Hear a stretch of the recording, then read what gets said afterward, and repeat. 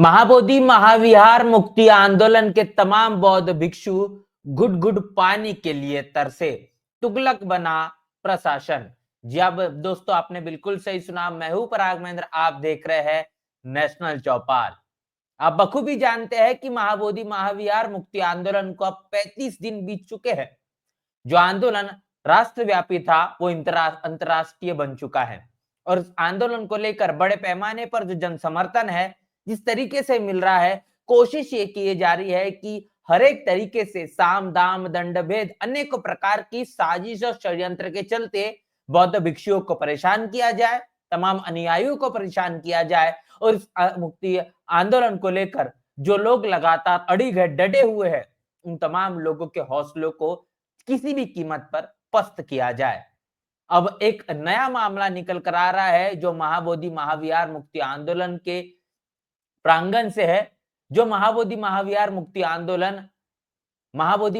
मुक्ति आंदोलन जिस तरीके से प्रांगण में था, अब उसको हटाकर पुलिस प्रशासन के जरिए जो बैरिकेडिंग की गई, उस बैरिकेडिंग से तकरीबन अब मजबूरन तौर पर बौद्ध भिक्षुओं को अपना पूरा आंदोलन महाबोधि महाविहार से तकरीबन 2 किलोमीटर दूर ले जाना पड़ा और भरी गर्मी में, चिलचिलाती धूप में बौद्ध भिक्षु अब ऐसे अवस्था में अपने आंदोलन को जारी रखने के लिए मजबूर बने हुए हैं।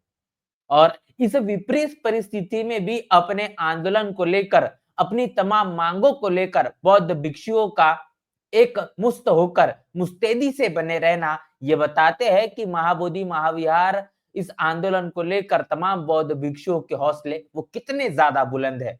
लेकिन प्रशासन अब इस तौर तरीके पर आ चुका है, अपने उस तानाशाही रवैये पर उतर चुका है जिसने महाबोधि महाविहार मुक्ति आंदोलन के तमाम बौद्ध भिक्षुओं को पानी के लिए भी तरसा दिया है। आप बिल्कुल सही सुन रहे हैं।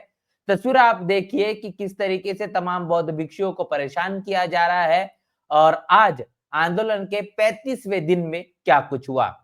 आपके साथ ये खबर साझा कर रहे हैं जिसमें आप आसानी से समझ पाएंगे कि इस खबर के मुताबिक आप इस बात को भी समझ पाएंगे कि महाबोधि महाविहार मुक्ति आंदोलन को रोकने के लिए 18 मार्च को सुबह, मतलब आज तकरीबन 8:25 के दरमियान प्रशासन ने पानी देने से मना कर दिया और आंदोलनकारी पानी की समस्या से परेशान हो रहे हैं, लगातार तकलीफों में है। समझ नहीं आ रहा कि ऐसी स्थिति में आखिर करे क्या। एक तरफ चिलचिलाती धूप, दूसरी तरफ इस ऐसी अवस्था में वहां पर अपना आंदोलन को जारी रखना, अपने विश्वास को बने रहना, क्योंकि इनके इस विश्वास को देखकर ही पूरी देश और दुनिया बड़े पैमाने पर इस आंदोलन को समर्थन कर रही है। ऐसे विपरीत हालातों में भी इन मुद्दों को लेकर, तमाम मांगों को लेकर अपनी विरासत को बचाने के लिए ये संघर्ष करना कितना ज्यादा आवश्यक बना हुआ है। ऐसे में प्रशासन ने जो पानी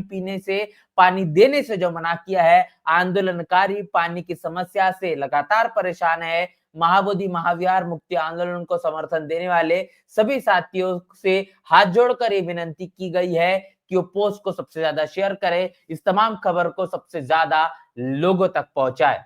आप इस बात की गंभीरता को समझिए कि इस देश के अंदर भारत के संविधान की गौरव गाथा गाई जाती है। 75 साल होने को लेकर संसद के अंदर, संसद के बाहर बड़ी बड़ी बातें बड़े बड़े मंचों से साझा करते हुए देश की सरकार देखने को मिलती है। विपक्ष के तमाम जो नेता है वो भारतीय संविधान को लेकर प्रशंसा करते हुए दिखाई देते हैं।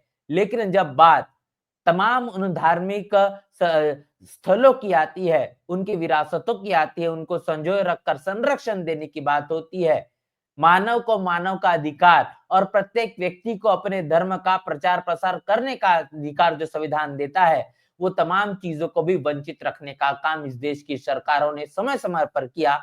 आज वर्तमान में जो केंद्र की सरकार है और इसके साथ साथ बिहार में जो नीतीश कुमार की सरकार है, वो उसी तरीके से संविधान का बड़े पैमाने पर उल्लंघन कर रही है।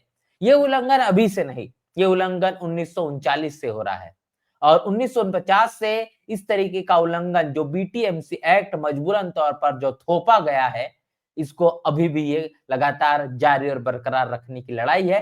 लेकिन इस लड़ाई के खिलाफ तमाम बौद्ध भिक्षु बहुत ही मजबूती के साथ डटे हुए हैं और अपने आंदोलन को जारी रखे हुए हैं। तमाम बौद्ध भिक्षुओं को परेशान करने के लिए, उनके उनको पानी देने से जो मनाही की गई है, इसको लेकर भी अब लोगों के बीच लगातार आक्रोश है। आज आंदोलन के 35 दिन में इस पूरे के पूरे मामले को लेकर बौद्ध भिक्षुओं ने भी अपना बयान जारी किया है। क्या कुछ कहा है, वो बयान आपके साथ साझा करते हैं, आइए सुनते हैं।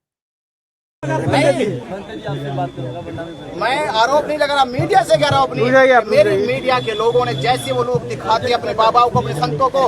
आप एक हफ्ते में एक वीडियो लगाते, बहुत भिक्षु का एक वीडियो लगाते, बहुत भिक्षु का एक इंटरव्यू लगाते, बौद्ध धर्म का एक इंटरव्यू लगाते। मैं कहता हूँ कि आपके प्रयास से ही, आपकी इस कोशिश से ही भारत बौद्ध नहीं हो जाता। बाकी धर्म तो सर मीडिया के माध्यम से नहीं प्रचार कर रहे हैं। अब आप देख रहे, सुन रहे, आप कोई पुलिस ने हमारे आने वाले लोगों को एक आदमी गिरफ्तार कर दिया, पर ये घबराने की जरूरत नहीं है। अरे भाई जेल ही तो जाना है, जेल ही जाना है, जेल ही तो जाना है। तथागत ने कहा सर फूट जाए तो धर्म का प्रचार करना बंद मत करना, आपके ऊपर तलवार खड़ी हो जाए तो धर्म का प्रचार करना बंद मत करना, आपकी जान भी चली जाए।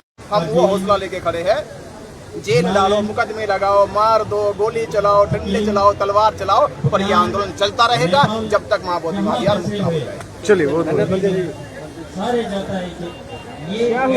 तो यहाँ पर आप तमाम वो बातें सुन रहे थे जो बौद्ध भिक्षु ने साझा की है कि कितनी भी परेशानी दे जाए, कितने भी मुकदमे करने के ये जो सरकार है, जो तानाशाही रवैया लगातार अपनाए हुए है, किसी भी तरीके से इस आंदोलन को रोकने की हर एक साजिश और षड्यंत्र रचे, लेकिन यहाँ पर बौद्ध भिक्षु किसी भी कीमत पर न यहाँ से हटने वाले हैं, न यहाँ से अपना जो स्थान है वो छोड़ने वाले हैं। जब तक के महाबोधि महाविहार ये बौद्धों के हाथों में नहीं सौंपा जाता, तब तक ये आंदोलन इसी तरीके से मजबूती से जारी रहेगा और यही ऐलान आज बौद्ध भिक्षु के जरिए किया गया है। इसके साथ-साथ इस आंदोलन को लेकर पूरे भारत में जिस तरीके से समर्थन मिल रहा है, वो समर्थन की तमाम तस्वीरें आपके साथ हम साझा कर रहे हैं। आज एक ऐतिहासिक दिन है, आज 18 मार्च है। 18 मार्च 1956 को बाबा साहब ने आगरा के रामलीला मैदान में इतनी अहम बात कही, जो बात पूरे देश और दुनिया में उन तमाम लोगों के लिए सबसे ज्यादा आवश्यक है, जो बाबा साहब को मानते हैं, बाबा साहब की विचारधारा पर चलते हैं, जो बाबा साहब की विचारधारा को मंजिल मुकाम तक पहुंचाते हैं, बहुजन समाज से खास तौर पर ताल्लुकात रखते हैं और जो कहने के अपने आप को शिक्षित मानते हैं। बाबा साहब ने इस मामले को लेकर इस तरीके से बात कही है कि जो लोग शिक्षित है, शिक्षित होने के बावजूद भी अपने समाज को वो सही दिशा नहीं दे पा रहे हैं और ऐसे लोग अगर समाज में है और वो समाज में होने के बावजूद भी समाज को सही मायने में जो लौटा नहीं पा रहे हैं, जो शिक्षा है, जो अपना समय है, जो अपनी बुद्धि नहीं दे पा रहे हैं, ऐसे लोगों ने इस देश के अंदर, बहुजन समाज के अंदर शिक्षा जो ग्रहण की, उनकी शिक्षा का कोई अर्थ नहीं। और खासतौर पर 18 मार्च 1956 को बाबा साहब ने कहा कि मुझे पढ़े लिखे लोगों ने धोखा दिया।